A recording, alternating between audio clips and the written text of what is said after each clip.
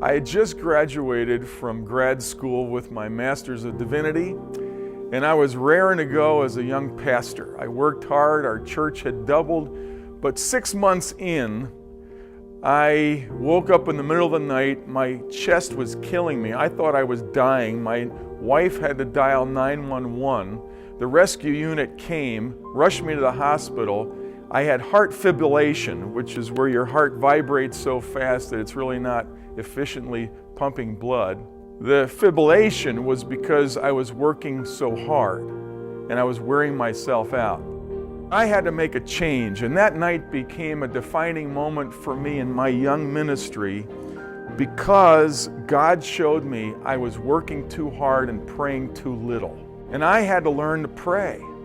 I was working. I wanted to be a success. I wanted my church to grow. And my little flock of 23 members had grown to 60-some, 80, and yet it was having its toll on me as a young man.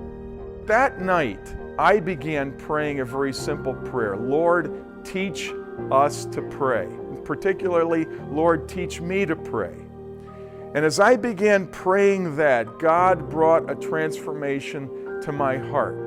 He broke my pride and humbled me and empowered me, freeing me from the self-life and the sin and the crud that was in there.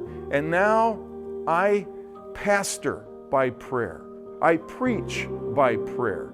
I write by prayer. Prayer is not the only thing we do, but it is the first thing.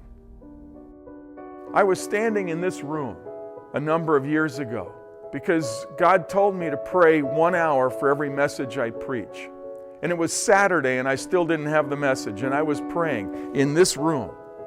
And God said, I want you to go and visit James and Ann McKnight.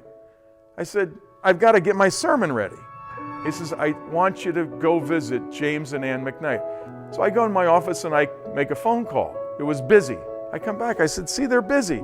He said, I didn't tell you to call them, I told you to go visit. Well, I got in my car and I drove down the street about 4 or 5 miles, and there Ann was standing in the driveway like this. She says, Pastor, how did you know? I said, what's the matter, Ann? She said, James collapsed. He's inside. I just called 911. When I had called her from the church, she was on the phone with 911. I felt like saying, God had my number. He knew that He wanted you to have the comfort of your pastor being there with you at a time like this. God wants us to pray, and He's more eager to teach us to pray than we are to learn. We cheat ourselves so often out of the glory of God's manifest presence in the middle of the church because we neglect prayer. As Alliance churches, we want to be devoted to prayer so that God can work so dynamically through us, reaching a lost world through a revived church.